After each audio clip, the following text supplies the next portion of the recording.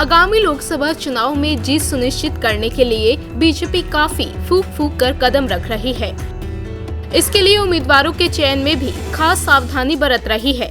यही वजह है कि बीजेपी ने यूपी में पार्टी के कई मौजूदा सांसदों के टिकट काट दिए। इतने नहीं, प्रदेश में ही केंद्रीय मंत्री मेनका गांधी और उनके बेटे वरुण गांधी की सीटों की अदला बदली कर दी गई। ऐसे में सवाल उठ रहे हैं कि मेनका और वरुण गांधी की सीटों में फेरबदल क्यों किया गया। मेनका वरुण की सीटों की अदला बदली के सियासी मायने क्या हैं? दरअसल बीजेपी ने मेनका गांधी और वरुण गांधी के लोकसभा सीटों को आपस में बदल दिया है। इस बार मेनका गांधी को सुल्तानपुर और वरुण गांधी को पीलीभीत से टिकट दिया है। सियासी जानकारों की माने तो बीजेपी ने मां बेटे की सीटों को ऐसे ही नहीं बदला, बल्कि सोची समझी रणनीति के तहत उन्हें मैदान में उतारा गया है।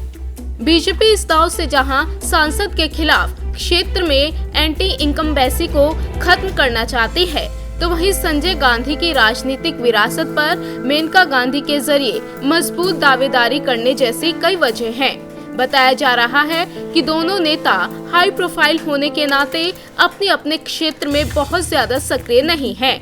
माना जा रहा है कि मेनका और वरुण के खिलाफ क्षेत्र में एंटी इनकम्बेंसी का माहौल है। इतना ही नहीं, सुल्तानपुर में वरुण के करीबी रहे चंद्रभद्र सिंह ने बीजेपी छोड़कर बीएसपी का दामन थाम लिया है और गठबंधन के उम्मीदवार के तौर पर ताल ठोक रहे हैं।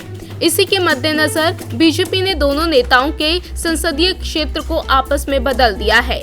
दिलचस्प बात तो ये है कि वरुण गांधी ने 2009 में जब अपनी सियासी पारी शुरू की थी तो पीलीभीत से सांसद चुने गए थे और 10 साल के बाद एक बार फिर उसी राजनीतिक जमीन से उतरने जा रहे हैं।